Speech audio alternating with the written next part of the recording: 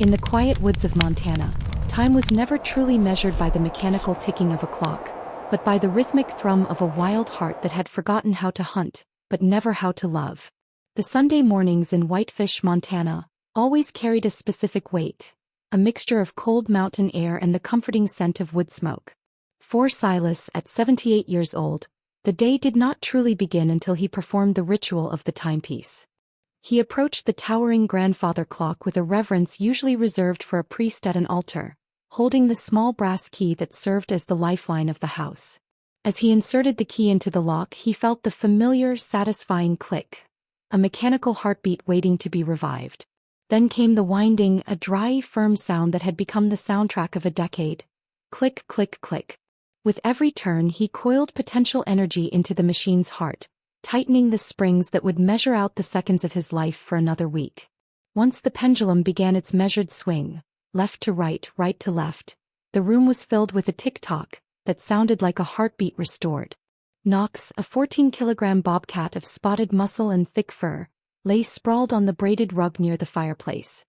His ears, those remarkable satellite dishes tipped with black tufts, would twitch slightly with every tick of the clock as if he were counting the time in his own wild way. Knox understood the rhythm of these mornings as well as any creature could. He knew that after the winding of the clock came the best part of the week. Silas would turn from the clock, his weathered face breaking into a smile as he looked at his unusual companion. "After this, I'll grill some salmon for you, buddy," Silas would promise, his voice thick with genuine affection. For Knox, the smoky scent of grilled salmon was more than a meal. It was a testament to the bond between a man who had seen too much and a cat that had lost its place in the wild. But on this particular morning, the ordinary was shattered with the speed of a lightning strike. The pain hit Silas suddenly, a catastrophic explosion in his chest that caused him to gasp, a sharp, ragged sound that cut through the peace. His hand flew to his chest, fingers clawing at his flannel shirt as if trying to dig out the agony. The wooden cane that had supported him for years clattered to the floor, the sound oddly loud in the stunned silence. Silas staggered, reaching for empty air as his legs betrayed him, before his body crumpled like a marionette with severed strings. The brass key, still clutched in his hand, flew free and hit the floor with a cold metallic clang that seemed to vibrate through the very bones of the house. It rolled in a lazy arc before coming to rest against the baseboard, gleaming accusingly in the morning sunlight. Knox erupted from his resting place, his pupils dilating until his eyes were black pools ringed with gold. He did not rush forward immediately. Instead, his survival instincts took over and he froze, every muscle locked as he captured every nuance of the sudden, terrifying silence. The air became heavy and suffocating, broken only by the harsh, labored rasp of Silas's breathing. Mara, Silas's granddaughter, had arrived for her visit just moments before and stood frozen in the doorway, her face draining of color as she took in the scene of her grandfather gray and crumpled on the floor. She dropped to her knees, her hands shaking as she dialed 911, her voice breaking as she pleaded for her grandfather to stay with her. The next few minutes felt like hours. Then came the sirens, their wail tearing through the Sunday morning like a scream. Red and blue lights swept across the windows, and the quiet house was suddenly invaded by strangers in heavy black boots. Stretcher wheels screeched as paramedics rushed in, their voices loud and urgent. Knox panicked. The noise and chaotic energy were more than his wild senses could handle. He bolted, his claws scrabbling on the smooth floor as he fled to the master bedroom to hide under the bed. From that dark vantage point, he watched the boots move back and forth, and then he saw something that made his heart stop. Silas's hand, limp and pale, drifting past as they carried him out on the stretcher. It was the hand that had fed him, stroked him and wound the clock every Sunday. The front door slammed shut, and as the sirens grew fainter, the house fell into a silence so complete it was painful.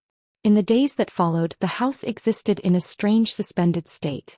Mara came every day, moving like a ghost through the rooms, careful not to disturb the delicate ecosystem of memory and habit.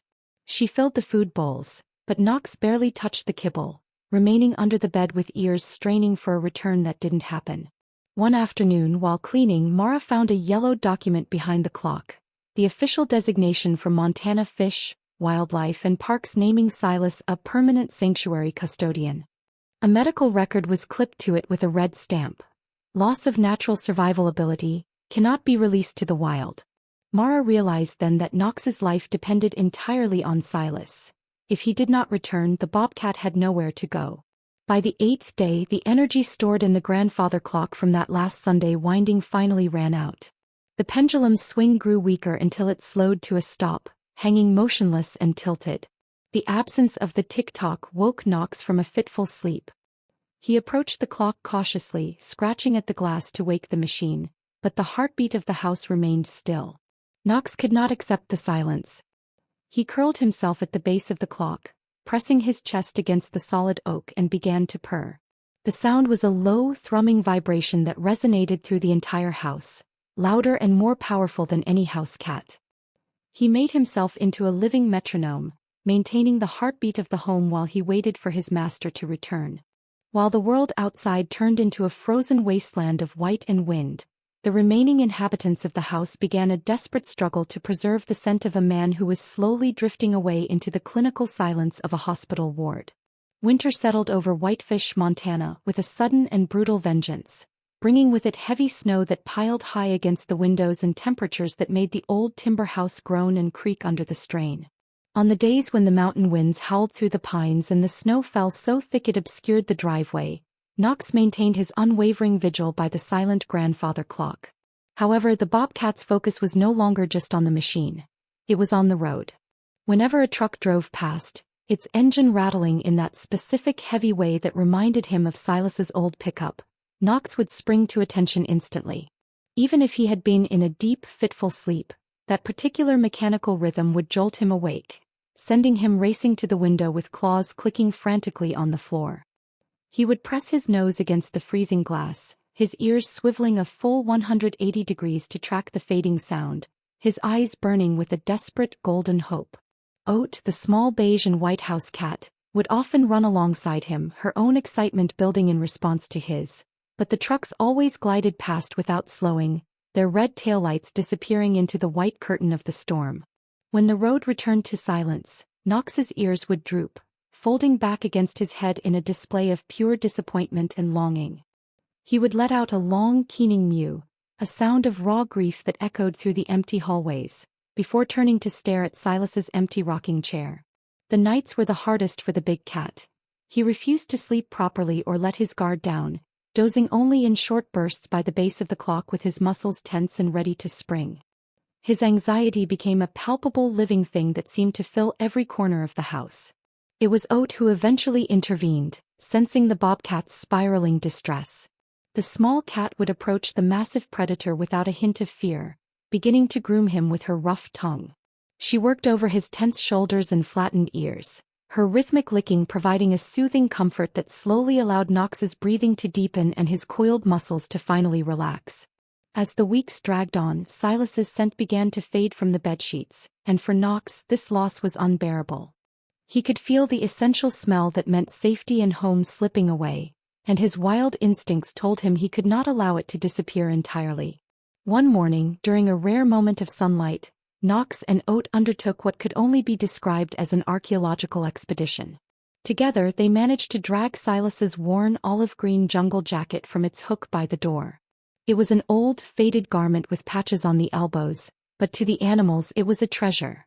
It still smelled of wood smoke, coffee, and the particular musk of the man they loved. Working with singular determination, they dragged the heavy fabric across the floor and into the living room. What they created next was a heartbreaking sculpture of devotion. Oat burrowed deep into the jacket, nestling herself in the armpit where the scent was strongest, while Knox curled his massive body around the outside, wrapping both the cat and the garment in a protective cocoon. With his back to the door, Knox positioned himself to guard the heart of their makeshift nest, preserving the last lingering essence of Silas. Together, the house cat and the bobcat incubated the remaining scent, trying to keep their master alive in the only way their animal hearts knew how. One afternoon, Mara arrived with a determined expression and a phone in her hand, having convinced the hospital to let her try something unconventional. She placed the phone on the rocking chair and turned on the speaker, and suddenly Silas's voice filled the room. It was weak and distorted by the equipment keeping him alive, but it was unmistakably him. While Oat immediately leaped onto the chair to purr against the device, Knox initially backed away, frightened by the strange mechanical quality of the sound. But then Silas coughed, a small, wet, painful sound that was uniquely his. Knox's ears snapped forward and he took a tentative step toward the chair. He didn't look at the phone. Instead he leaned his head close to the speaker and let out a sound Mara had never heard before. It was a low-pitched growl that resonated in the chest and bones, the frequency big cats used to communicate with family members across vast distances. Knox was calling back, telling Silas that he was still there, still standing guard. Before leaving that day, Mara noticed Silas's wool scarf draped over the chair, covered in a thick blanket of white hairs from Oat and the distinctive spotted fur of Knox. She realized it wasn't dirt but a message, a piece of themselves the animals were trying to send to the man they missed. She folded the scarf carefully to preserve the scent and texture and took it to the intensive care unit. Silas lay in a precarious state, his vital signs flickering on the monitors like candles in a draft. Gently, Mara placed the fur-covered scarf on his chest and guided his motionless hand to rest upon it. At first, nothing happened, but then his fingers twitched as the skin recognized the familiar texture of the fur. Somewhere in the depths of his mind, a connection was made. His heart rate began to settle into a stable rhythm and his vitals steadied. An old doctor, watching the monitor, nodded slowly and whispered that Silas had finally found a reason to stay. Spring arrived in Montana with a slow, agonizing hesitation, as if the land itself was reluctant to wake from its long white slumber. The snow began to melt in jagged patches, revealing the bruised brown earth beneath, and tiny green shoots started to push through branches that had been skeletal for months. Inside the house, Knox had never stopped his vigil by the silent grandfather clock, but the air was changing. On a Tuesday afternoon, the front door, the gateway through which Silas had vanished months ago, finally creaked open. Knox lifted his head immediately, his ears swiveling toward the familiar threshold. He waited for the heavy rhythmic tread of leather boots on old wood, the sound that had always meant safety. But the sound that entered was wrong. It was a mechanical whirring, accompanied by the high-pitched squeak of wheels in desperate need of oil. A wheelchair rolled into the living room, pushed by Mara, and in it sat a man who was almost unrecognizable. Silas had lost so much weight that his clothes hung off his frame like rags on a scarecrow. His face was hollowed out, his cheekbones prominent, and his eyes were sunken deep into his skull. His hands rested on the armrests, and one of them, his left, trembled with a violent, uncontrollable life of its own. Knox reacted with the raw instinct of a wild animal facing an intruder. He did not see his master. He saw a strange metal contraption carrying a gaunt, skeletal figure that smelled of antiseptic and sickness. The bobcat backed away, his fur standing on end until he looked twice his actual size, and a low, threatening hiss escaped his throat. To Knox, this was a violation of his territory, a threat to the sanctuary he had guarded all winter. But where the bobcat saw a monster, Oat saw only her person. The small house cat did not hesitate or doubt for a single second. She launched herself from the couch and landed squarely in Silas's lap, curling into a tight, purring ball and making joyful chirping sounds of greeting. Seeing Oat's total trust, Knox paused. His fur remained fluffed, but he stopped hissing, his yellow eyes tracking every movement with intense suspicion. He trusted Oat's judgment, even if his own senses were screaming in confusion. Mara, observing the tense standoff, reached into her bag and pulled out the secret weapon she had prepared, the wool scarf covered in Knox's and Oat's fur. She tied it loosely to the wheelchair's handle, letting it drape down where the bobcat could reach it. Knox's nose twitched. Drawn by a scent that belonged to him, he moved forward tentatively, stretching his neck until his nose touched the fabric. He froze as he inhaled. Beneath the harsh chemical smell of the hospital he found Oat, and buried deep in the fibers he found the unmistakable scent of Silas. The three scents were woven together, inseparable. Knox followed the trail from the scarf to the metal frame and finally to the man's legs. He made a sudden, decisive move, rubbing his cheek hard against the wheelchair's wheel and then the armrest.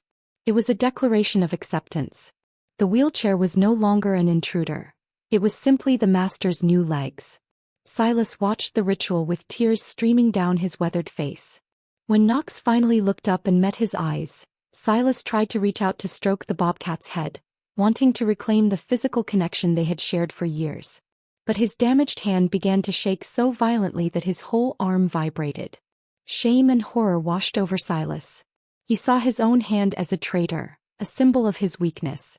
He feared that Knox would reject him now that he was damaged goods, no longer the strong provider who wound the clocks and grilled the salmon. The masculine pride that had sustained him for 78 years rose up in a painful protest. He could not bear for the bobcat to see him this way. Quickly, he pulled the trembling hand back and hid it under the blanket on his lap, turning his face away in defeat. Knox, however, was having none of it. He had not spent months keeping vigil by a silent clock just to be shut out now. The bobcat took a deliberate step forward and thrust his massive head under the blanket, nosing and pushing until he found the hidden, shaking hand. He didn't touch it gently. He used the full weight of his head to pin Silas's hand firmly against his thigh. Then Knox began to purr at his deepest, strongest frequency. The vibration was a physical force, transmitted directly through Silas's bones and tissue. It wasn't a comfort, it was a command for Silas to stop being ashamed. Stunned, Silas felt the warm weight and the intense pressure, and miraculously the violent tremor began to subside.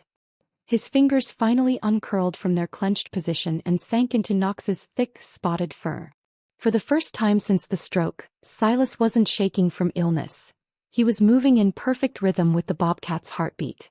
He leaned forward, soaking Knox's coat with tears of relief and gratitude, finally allowing the grief of his lost strength to release. Together, the three of them sat in the quiet of the spring afternoon. A broken man, a small house cat, and a wild predator, beginning the slow process of building a new kind of life. In the quiet aftermath of a storm, a new kind of life began to bloom, one where a wheelchair became a throne, a bobcat became a guardian, and every spilled meal became a testament to the enduring power of patience and dignity.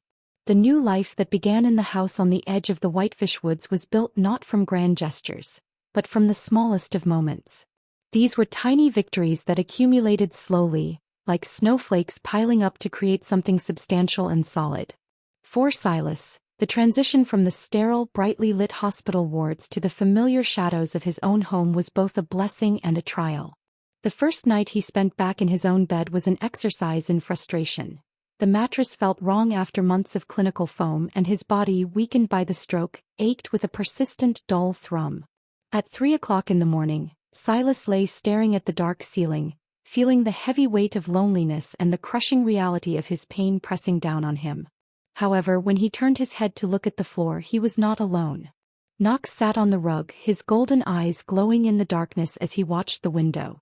The bobcat was standing guard, just as he had always done, keeping a wild and silent watch against the night.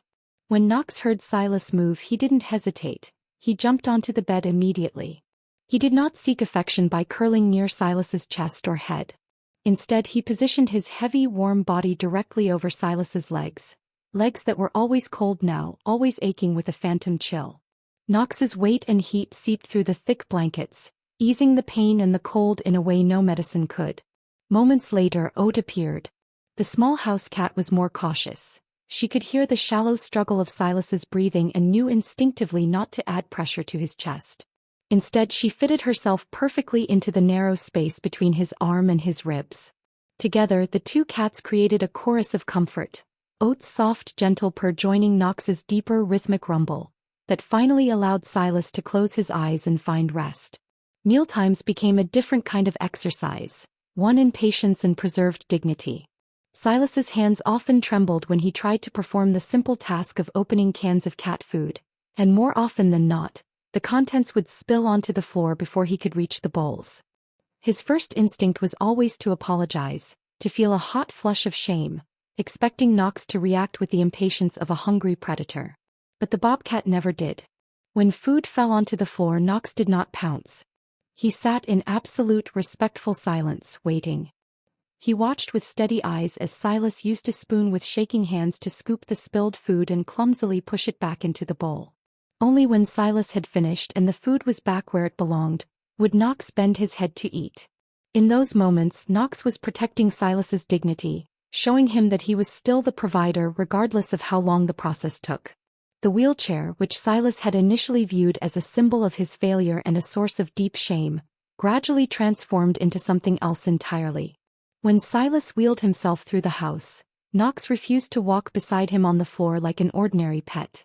Instead, he would jump onto Silas's lap, settling his weight comfortably there, before climbing higher to drape himself around Silas's shoulders like a massive, spotted scarf. From this elevated position, Knox would survey the house with an air of unmistakable pride. Looking down at his shrunken body and useless legs, Silas no longer saw a broken man.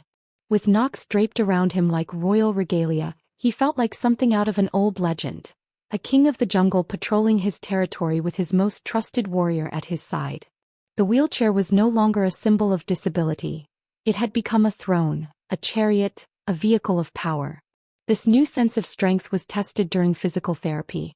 While the hospital had prescribed a visiting nurse to help Silas practice standing and walking with a walker, it was Knox who truly took charge of the sessions.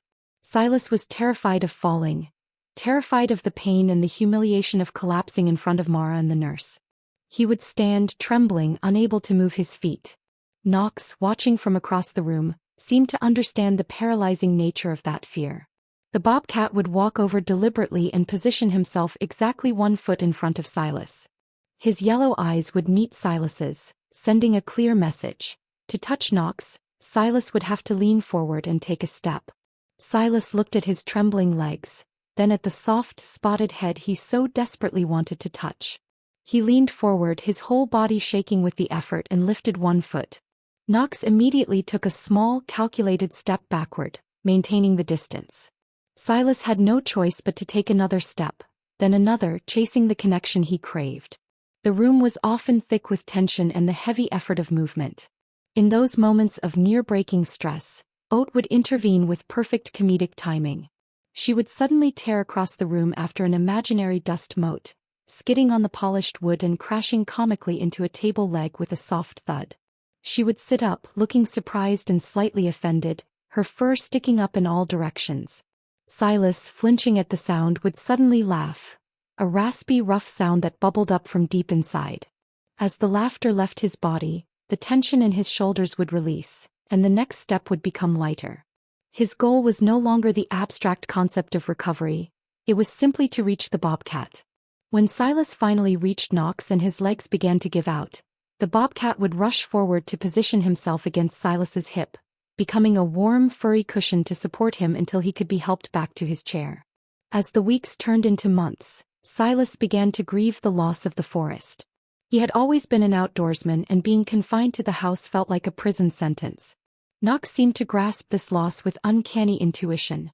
He began making trips to the balcony and returning with treasures from the wild. A curled brown leaf, a pine branch sticky with sap, or a smooth stone from the creek. He would place these objects on Silas's lap and watch as the old man held them, smelling the scent of the woods Knox was delivering piece by piece. Silas realized he no longer needed to count life by the mechanical numbers on the grandfather clock face, but by these vibrating rhythms of love. As the mountains bled into shades of crimson and gold, Silas realized that the greatest victory wasn't in reclaiming his past strength, but in learning to measure his life by the heartbeat of the creatures who had refused to leave his side. The changing of the guard. Autumn arrived in Montana with a quiet majesty, painting the surrounding mountains in vibrant shades of gold and crimson. For Silas, this season had always been a time of movement, of hiking the trails and preparing the woodpile for the coming freeze. But this year the transition was different. He was no longer the scarecrow figure who had first returned from the hospital. He had gained back some of his weight and much of his spirit. His face, though still etched with the lines of 78 years and the shadows of a stroke, held a new kind of steady light. One crisp morning, Silas wheeled himself to the front door and looked out at the trail that circled his property. It was a modest loop, less than a quarter-mile long, but to a man who had spent months confined to a bed and then a living room, it represented the vastness of the world. He had not set foot or wheel on that dirt path since the Sunday morning everything shattered. The fear of the outdoors, once his sanctuary, had become a wall he wasn't sure he could climb. Mara was visiting that day, her presence a constant source of encouragement. Together they decided to attempt the journey. As the wheelchair transitioned from the smooth wood of the porch to the uneven gravel of the path, Knox did not run ahead to hunt or lag behind to explore. He walked directly alongside the wheelchair, his pace deliberately slowed to match the rotation of the wheels. He stayed close, a silent, spotted guardian and a constant companion. The journey of two soldiers.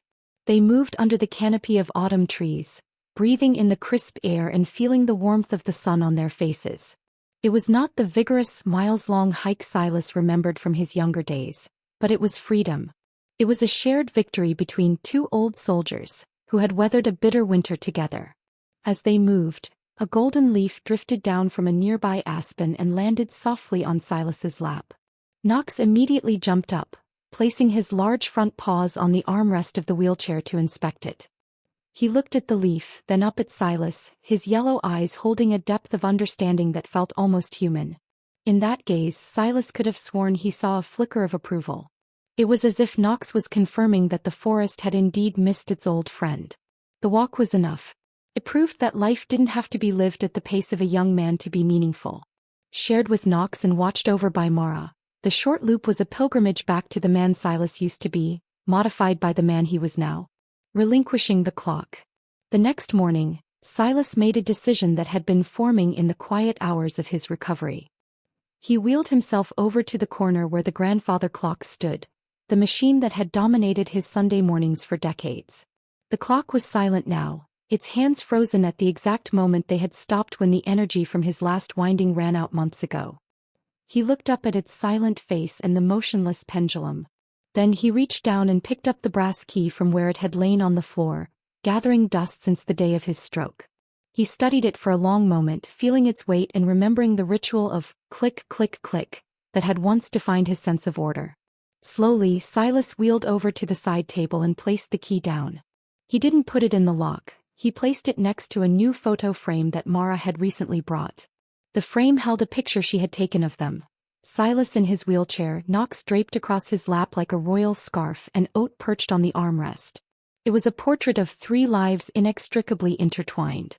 Silas turned to look at Mara, who was watching him from the kitchen doorway. His voice, once weak and raspy, sounded stronger than it had in months. "We don't need to count time anymore," he said firmly. He explained that the mechanical ticking was no longer necessary to mark the passage of his days. When Knox wakes up, it's morning. When he sleeps, it's night. The new heartbeat.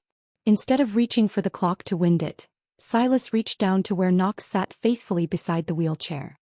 He stroked the bobcat's massive head, feeling the soft, thick fur under his palm. Knox immediately began to purr, a sound so powerful and steady that it filled the quiet morning space. This purr was the new heartbeat of the house. It was a sound that signaled not an ending, but the beginning of a new kind of life. One measured not in seconds, minutes, or hours, but in moments of connection and acts of care. Silas had finally realized that every rescue, whether of a wild cat or an old man, begins with a heartbeat that refuses to give up.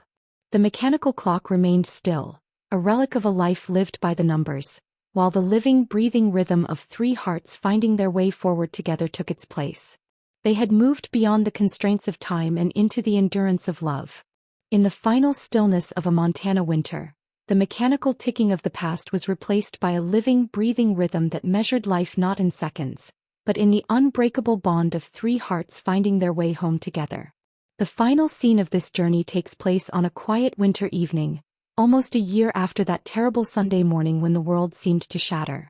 Outside the house in Whitefish, the snow fell in heavy, silent flakes, insulating the world in a thick blanket of white, but inside, the atmosphere was one of profound and hard-earned peace. A fire crackled warmly in the fireplace, sending orange and gold light dancing across the timber walls and casting long, soft shadows that flickered with the movement of the flames. Silas sat in his wheelchair, positioned perfectly before the hearth. He held a book open on his lap, his face rosy from the heat of the fire and relaxed in a way it had not been for a very long time. The gaunt, skeletal look of the previous spring had been replaced by a healthy glow, and though he still moved with the care of a man who had faced a great storm, there was a steady strength in his posture. Oat, the small beige and white house cat, slept soundly on his lap, a small ball of pure contentment that rose and fell with his breathing. At his feet, Knox lay in perfect peace, his massive spotted head resting comfortably on the metal footrest of the wheelchair. His golden eyes were closed, his breathing deep and even. The bobcat had long since accepted the wheelchair as a natural part of the family, as much a part of Silas as his own hands or his voice. There was no longer any fear, no strangeness, and no suspicion, only the deep, quiet comfort of belonging. In the corner of the room, the grandfather clock stood as a silent witness to their journey.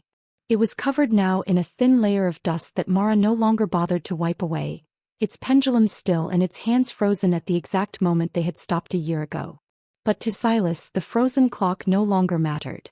He had learned that time was no longer measured by the ticking of a machine or the winding of a brass key. In the flickering firelight beneath that silent clock, another kind of heartbeat persisted. It pulsed in the powerful rhythm of Knox's purr, in the soft rhythmic breathing of a sleeping house cat, and in the steady synchronized beat of three hearts finding their way forward together. It was the heartbeat of love, and unlike the mechanical gears of the old clock, it showed no signs of stopping. This new rhythm endured, eternal and unbreakable, measuring Silas's life not in seconds, minutes, or hours, but in moments of genuine connection, in small acts of care, and in the simple, profound miracle of being together. Silas no longer counted his life by the numbers on a clock face, but by the vibrating rhythms of the love that surrounded him. Every rescue, he realized, begins with a heartbeat that refuses to give up. As the fire burned low and the winter night deepened outside, the house remained filled with that steady living pulse, the sound of a family that had saved one another.